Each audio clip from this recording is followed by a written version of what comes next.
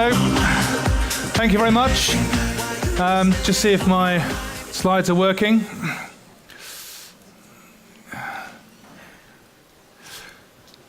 Sorry, okay, gone on too far there. Right, there we go. Radioplayer is a non-profit startup. We're a collaboration. I know that most startups are non-profit, but we're intentionally non-profit. We started in the UK, and we're now in 8 countries, and we're having a great impact on the radio industry. And so today I'm just going to share with you some thoughts about how we've done it and what we're doing right. Now, I don't know about you guys, but I used to have lots of chemistry sets and science kits when I was a kid, and I was always looking for the magic formula, building things. Now, this one is from 1950s America, and it's a nuclear chemistry set with real uranium, which is why little Johnny has a very glowing face, I think, and probably no children. But he's looking for the magic formula. And part of that is innovation, which is why I'm so proud to be here today at this brilliant conference. But the other part of the formula is cooperation. That is what we found in Radioplayer. You need innovation and collaboration. Radioplayer did start in the UK. We're now at about 500 stations, 7 million users. But just as important is what we're doing in worldwide. Now got 8 countries in Radioplayer worldwide altogether. And this is the group where we do shared projects and planning and prototyping and partnerships to make radio better around the world. Now, Belgium is a crucial part of Radioplayer worldwide. Currently, the French-speaking half of Belgium is in Radioplayer, at radioplayer.be, but hopefully very soon we'll have some big news to share. I know that VRT are talking to many of their industry colleagues across the Flanders side of the radio industry, and we're hoping very soon we'll be able to announce that radioplayer.be will become much bigger. But stay tuned for more news on that shortly. These are our strategic priorities. This is what we work on. And all of these require innovation, but they also require collaboration. So I'm just going to talk very briefly through each of these areas: cars, smart speakers, and I'm going to start with the Radioplayer platform. Why should broadcasters get together and cooperate in a single app or a single player platform? What's in it for them? Well, when you've got all your content together in one place, you can really get good at discovery. We've got a brilliant recommendation engine for radio, which ensures people find live stations and on-demand content they will love. It keeps people with radio for longer. When you're working on a single platform, you can build in innovative commercial capabilities to your players as well. We don't commercialize centrally.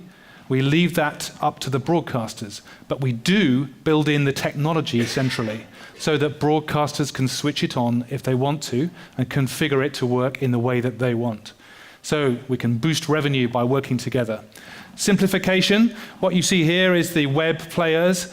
There's a BBC station there and 2 commercial stations. They're all doing very different things, but at the top section is all looking the same. User experience standards.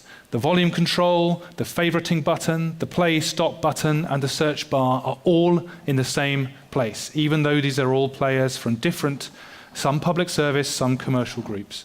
So we can help simplify radio. And that last point, we can get into new spaces. If we have scale, we can talk to Apple and Android and Audi. A bit more on that in a minute. The Radioplayer apps themselves are very visual, very social, very dynamic, very data-driven. And they help us to bridge into new spaces. This is our Chromecast integration on TVs. Again, very visual, very social. And it's this sort of scale that helps us build this kind of technology. Now, the second area I want to talk about is cars. And this is where cooperation is absolutely crucial. Because, you know, there are about 50 big car companies in the world and thousands of broadcasters in the world. And you can't, you know, as a single broadcaster, you cannot talk to Ford, VW, Toyota, Citroën, and all the rest. We have to work together on this stuff. So that's why we're working hard in all these areas. App integrations. We were the first radio app in Europe to be officially taken onto the Apple CarPlay platform and the Android Auto platform. And in the new release of the app in the new year, we'll also be compatible with Smart Device Link. That is a system that Ford built, and then they open sourced it to all the other car companies. Toyota are now using it as well. It's for connecting your car via your phone to the internet. It's going to be huge, and we're right at the front of this, making sure that radio stays healthy in the connected cars of the future. We also build things. This is something we actually launched in the UK.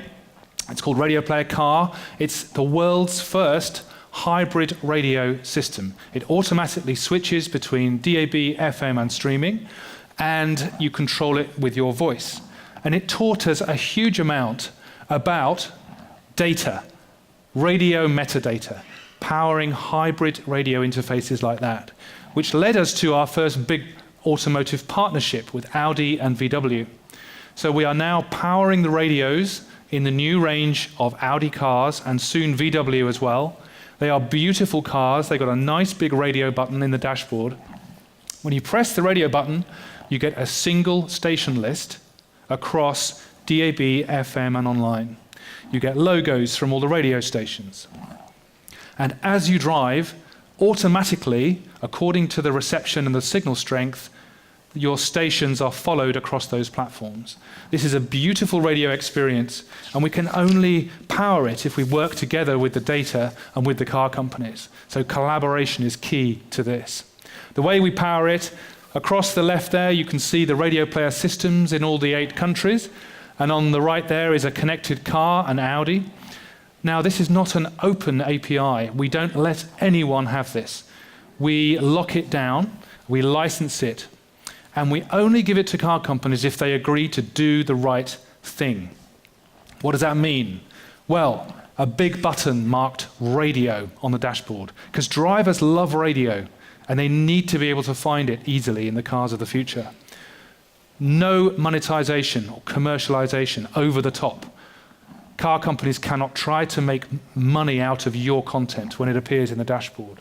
Respect for your brands and your logos, and in a hybrid situation, making sure that broadcast comes first, DAB or FM, because it's much cheaper for the user, they don't use their data, and it's cheaper for you as broadcasters because you don't have to stream it. So some simple rules, and we give them this data, and everybody wins. Yeah, I need to mention that. We are doing a lot of this hybrid radio work with help from the EU.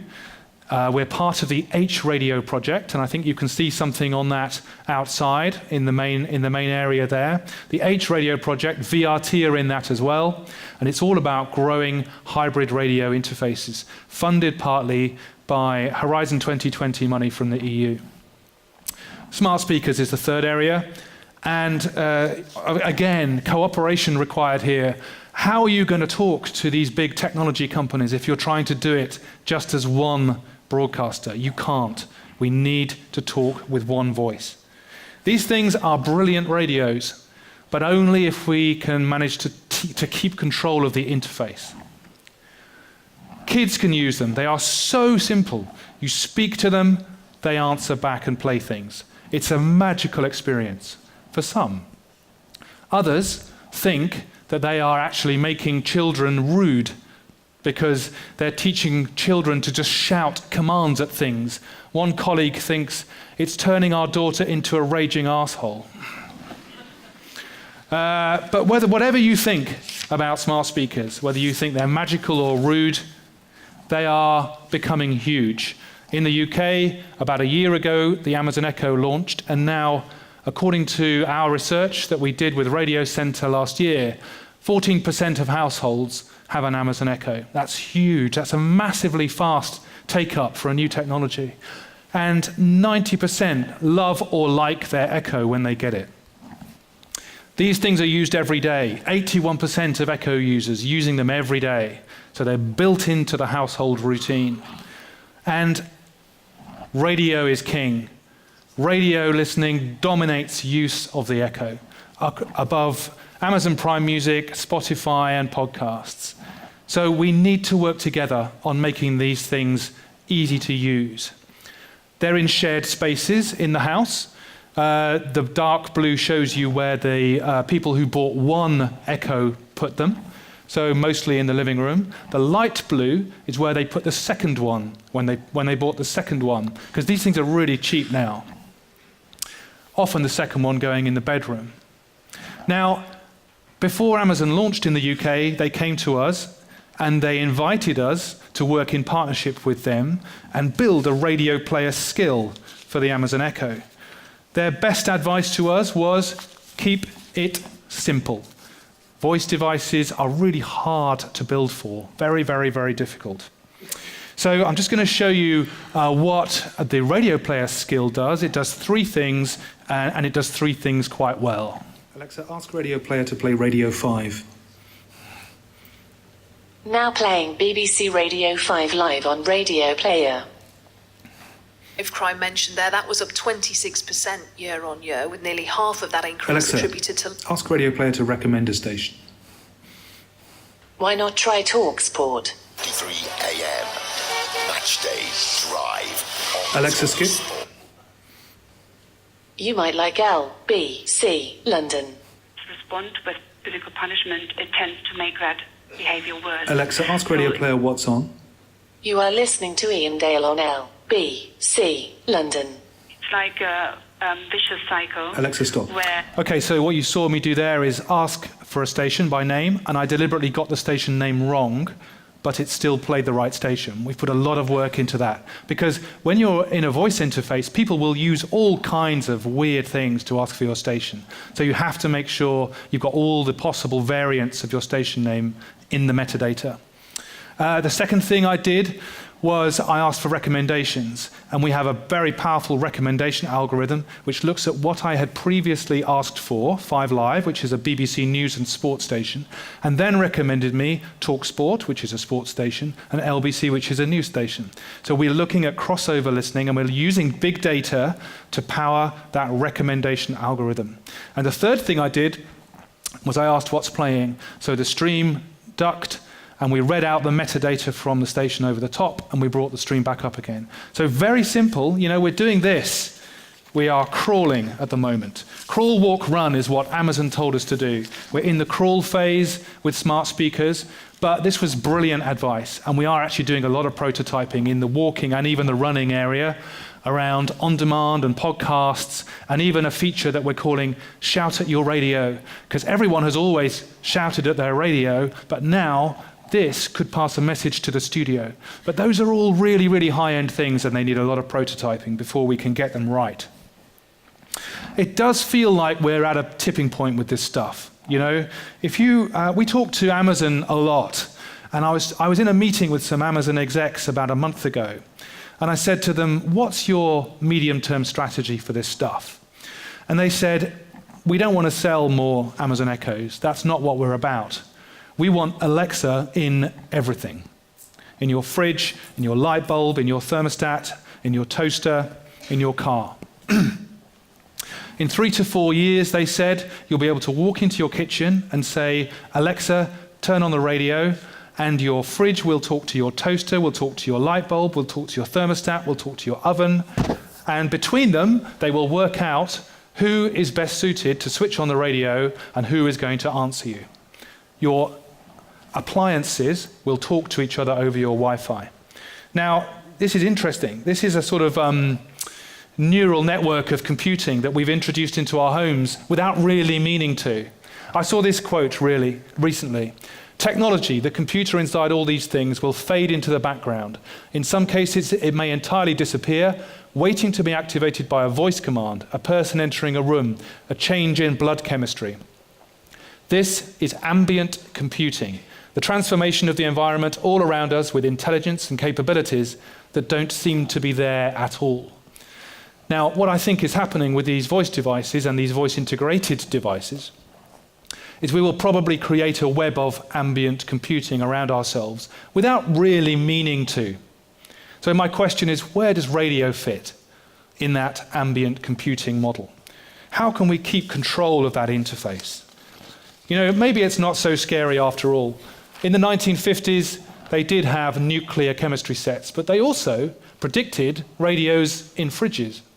So, you know, maybe if we stay in control of this stuff, we keep innovating, and we keep cooperating, we'll be able to work out where radio fits in. Thank you very much for listening. That's how to get in touch with me. Cheers. Michael Hill, thank you very much. En ik onthoud onder meer dat we moeten uitkijken wat Radioplayer hier in Vlaanderen gaat doen. Blijkbaar zijn er gesprekken met Vlaamse spelers. Boeiend om te volgen.